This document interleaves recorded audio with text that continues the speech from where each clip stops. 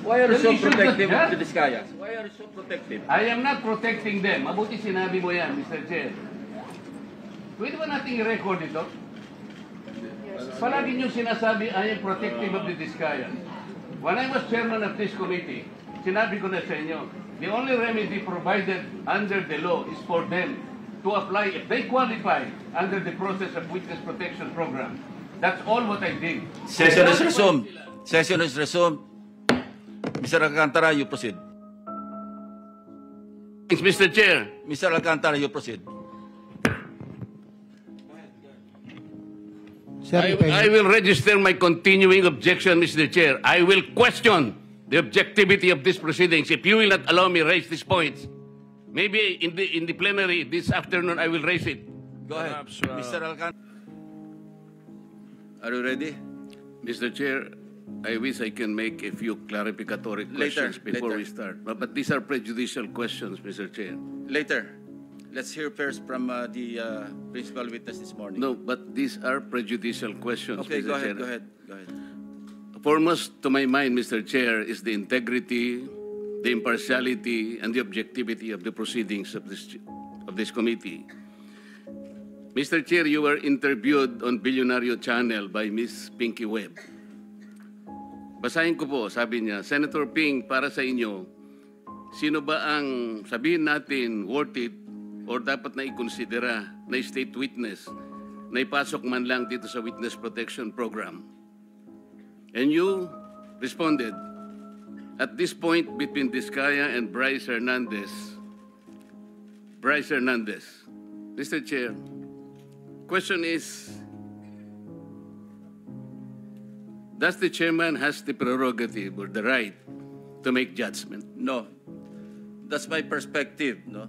That's my personal opinion outside of the hearing or outside of this hall.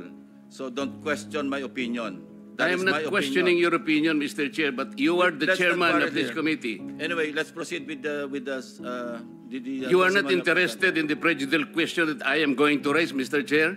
Go ahead, you raise your Kaya nga sinasabi ko sa inyo You're an questioning my investigator, opinion. we are investigating. Away kagad tayo rito. Mr. Chair, we are still in the Hearing is suspended. investigating. Why are you Then so we should not protective of judge. the Discayas? Why are you so protective? I am not protecting them. Mabuti sinabi mo yan, Mr. Chair. Pwede ba nating i-record ito? Palagi niyo sinasabi, I am protective of the Discayas.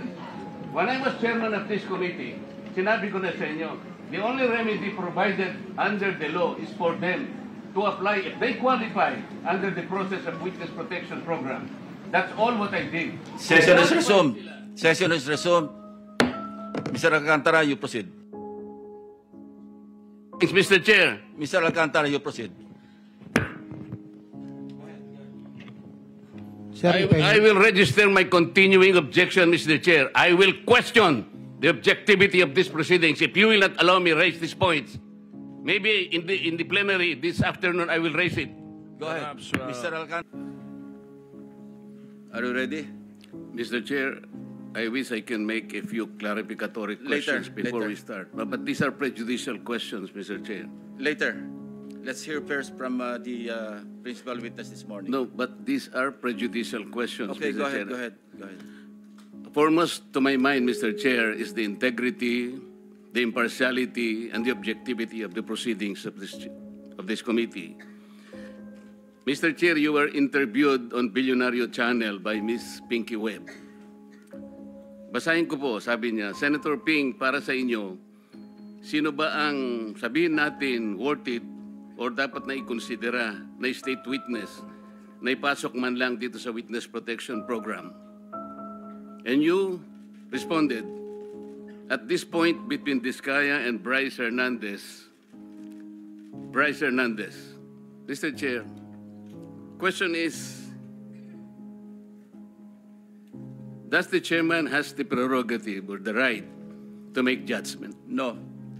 That's my perspective, no?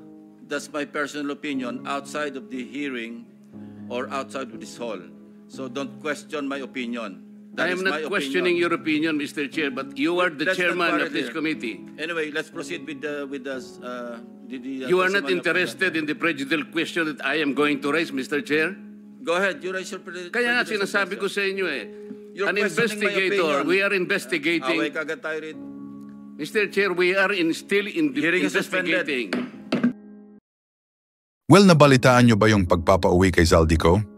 At nabalitaan nyo ba yung kumakalat na unverified na balita na posible daw mag-resign itong si Zaldico upang matakasan niya itong mga issue niya dito sa Pilipinas? Natandaan nyo mga kapopong ha? Isa yan sa mga dahilan sa kung bakit merong naganap na pagtitipon sa Maynila kahapon. Which is paniguradong sa nangyari kahapon nakahinga kahit papaano ng maluwag itong sina Zaldico at Romualdez. Bakit? Well, basically, hindi kasi nangyari kahapon yung nangyari tulad sa Nepal at Thailand dito sa Pilipinas. Na alam nyo naman siguro na ang ilan sa mga bahay ng mga politiko dito sa Pilipinas bigla pa nilang pinataasan para lang sa naganap kahapon. Pero ang pinakamalaking tanong ngayon after nang nangyari kahapon, ay ano na next na mangyayari? Or ang maganda ba na tanong may mangyayari pa ba talaga dyan sa mga politikong sangkot sa pagkuha ng kaba ng bayan? Anyway, madako tayo sa iba pang balita. Kahapon naganap ang malakihang pagtitipon sa Maynila, ngunit hindi nakapunta si Kiko Barzaga. Sinabi niya na dahil sa kanyang tungkulin sa Dasmariñas, hindi siya nakasama ng personal, ngunit tiniyak niyang ang kanyang suporta ay kasama ng mga lumahok. Kamakailan lamang umalis siya sa mayorya sa House of Representatives at naging isa sa mga kritiko ni na Pangulong Ferdinand Marcos Jr. at dating House Speaker Martin Romualdez kaugnay ng mga isyung pinansyal. Ayon kay Barzaga, sa kasalukuyang pamunuan, unti-unting nasisira ang pamana ng kanyang ama. Hindi dahil sa dating negatibong paglalarawan, kundi dahil sa kahinaan ng kasalukuyang kalakaran. Sa isang pampublikong forum bago ang pagtitipon, sinabi ni Barzaga na mayroon siyang personal na kaalaman na nag-uugnay kay Romualdez sa irregularidad na may kinalaman sa mga proyekto para sa flood control.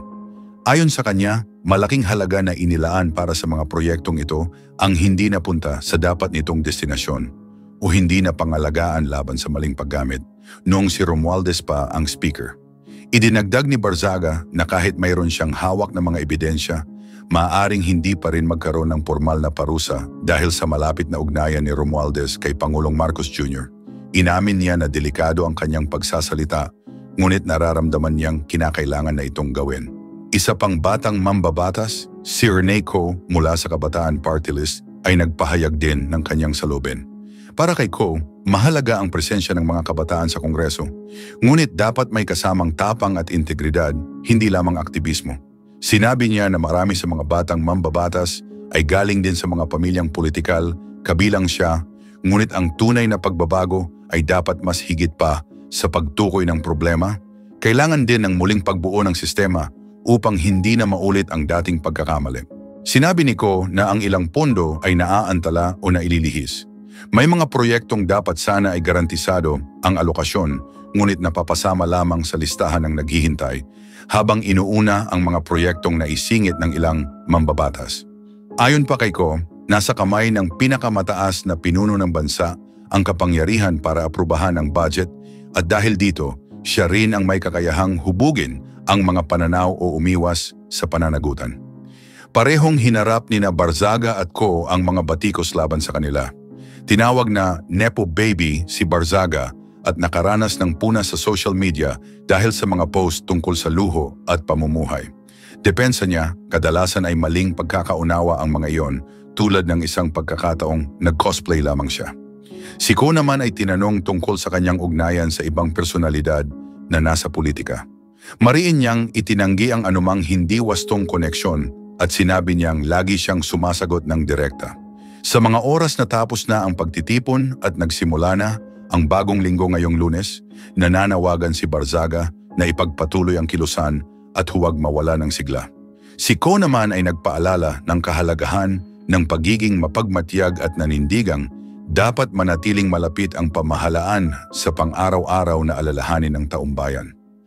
Pareho silang umaasa sa hinaharap kung saan ang pagiging lingkod bayan ay may kaakibat na pananagutan, kung saan may malinaw na limitasyon ang mga political dynasty sa ilalim ng batas, at kung saan ang maling paggamit ng pondo ay natutugunan agad.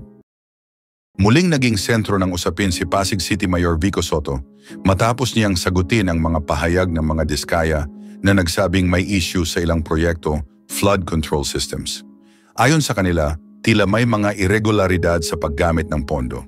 Mas naging maingay ang issue matapos ibahagi ng mag-asawa ang kanilang panig sa social media at ilang interview. Inilarawan nila ang sarili bilang mga karaniwang mamamayan na nagtatanong lamang. Subalit sinabi ni Soto na ang kanilang istorya ay tila binalangkas upang makakuha ng simpatya na tinawag niyang paawa effect. Hinikayat niya ang publiko na suriin ang mga datos at huwag agad magpauto sa emosyonal na pahayag. Sa isang feature ng kilalang programa sa telebisyon, nilinaw ni Soto na ang mga flood control projects sa Pasig ay dinisenyo upang tugunan ang matagal ng suliranin ng pagbaha. Ipinaliwanag niya na tama ang paglalaan ng pondo at ginamit ito ayon sa itinakdang proseso. Naging bahagi rin ng pagpaplano at pagpapatupad ang mga engineer at eksperto. Ipinakita naman ng mga diskaya ang kanilang mga dokumento na umano'y sumusuporta sa kanilang paninindigan. Ngunit giit ni Soto, ito ay mga papeles na kinuha sa ibang konteksto o hindi ipinapakita ang buong larawan. Ipinaalala niyang bukas sa publiko ang mga talaan ng lungsod para sa sinumang nais magsuri dahil malinaw ang kanyang prinsipyo ng transparency mula nang siya ay maupo. Binigyang diin pa ng alkalde na sa kanyang pamumuno, patuloy ang pagsulong ng open governance. Kabilang dito ang pag-digitize ng mga transaksyon at masusing monitoring ng mga proyekto. Malugod niyang tinatanggap ang makatarungang puna, ngunit tinutulan ang pagpapakalat ng mga tinawag niyang kalahating katotohanan. Napansin ng ilang tagamasid na madaling naaapektuhan ang diskusyon ng publiko ng mga viral posts o panayam na mas nakatuon sa emosyon kaysa datos. Para kay Soto, paalala ito na ang pananagutan ay dapat pareho sa magkabilang panig. Ang mga opisyal ay kailangang magpaliwanag, ngunit ang mga nag-aakusa ay dapat ding responsable sa kanilang mga sinasabi. Sa mga oras na mainit ang palitan, nanatiling kalmado ngunit matatag si Mayor Soto. Muli niyang pinaalalahanan ang mga taga-Pasig na huwag magpapalinlang at tingnan ang mga beripikadong impormasyon. Sinabi niya na ang pangunahing prioridad ng lokal na pamahalaan ay ang kapakanan ng mga residente, lalo na sa mga proyektong pang-infrastruktura na may tunay na benepisyo. Well, alam niyo naman siguro ang nangyayari ngayon sa bansa nating Pilipinas, di ba? At dahil rin sa takot ng ilang politiko, most especially dun sa mga politikong dawit sa flood control projects ng DPWH, let's expect na ang karamihan sa kanila ngayon kanya-kanya ng tago ng mga yaman meron sila. Hindi pala mga yaman kundi mga yaman ng taong bayan na kinuha nila. At kung dun pa lang sa DPWH, napatunayan na nating bulto-bulto ng cash kung sila ay mangurakot, let's expect na rin na ganyan rin ang ginagawa mismo ng ilang politiko dito sa Pilipinas. Na-remember mga kapupong ha? Alam kasi nilang kung sa mga bangko nila itatago ang pera nila, madali silang mabisto sa pangungurap nila. Which is yung ilang politiko naman inilalagay sa crypto o bumibili ng mga gold bars o mga ginto para mas madaling maitago ang mga yaman nila. Well, medyo nakakaasar, di ba? Na sa tuwing nakakakita tayo ng mga politikong naka-sports car, ngayon pala nating mararamdaman na meron rin pala tayong bahagi sa pinangbili ng mga kotse meron sila. Well, kaya't sa mangyayari bukas sa Luneta hindi ko masisisi ang ating mga kababayan kung anuman ang mangyari bukas. Anyway, ito pa yung iba pang balita. Muling umangat ang pangalan ni Pasig City Mayor Vico Soto matapos siyang manguna sa isang nationwide survey para sa senatorial elections. Ayon sa survey ng Tanggeri, mas pinipili ngayon ng mga Pilipino ang mga leader na tapat, malinaw sa pamamahala at may pananagutan. Para sa marami, simbolo si Soto ng malinis na serbisyo publiko na gusto nilang makita sa mas mataas na posisyon. Dumating ang magandang resulta sa survey sa panahong humaharap si Soto sa ilang sensitibong usapin. Kamakailan, binalaan niya ang publiko laban sa agarang paniniwala sa mga pahayag ni Diskaya. Naglabas ang dalawa ng mga alegasyon tungkol sa irregularidad sa mga flood control projects. Iginiit ni Soto na kailangang may malinaw na ebidensya at dokumento ang ganitong mga akusasyon. Para sa kanya, hindi sapat ang salita lamang. Ang dapat manaig ay katotohanan at fair na proseso. Kasabay nito, nagpahayag din ng saloobin si Miss Universe 2018 Catriona Gray na naninirahan sa Pasig. Sinabi niyang sinusubaybayan niya ang mga court hearings kaugnay ng tinatawag na floodgate case. Ayon kay Catriona, mahalaga na siguraduhin ang tamang paggamit ng pondo ng gobyerno upang tunay na makinabang ang mga komunidad. Binanggit din niya ang lifestyle ng ilang taong konektado sa issue na tila nakinabang sa pribilehiyo. Dagdag pa niya, lahat ng kanyang tagumpay ay galing sa sariling pagsumikap at ito ang nais niyang ipakita bilang halimbawa. Sa gitna ng mga usaping ito, naging paksa rin ng intriga si Gray at Soto matapos mapansin ng publiko ang kanilang social media interactions. Kumalat ang espekulasyon tungkol sa umano'y pagiging malapit nila. Agad nilinaw ni Gray na normal lamang ang mutual follows at simpleng koneksyon at hindi dapat gawing malaking issue.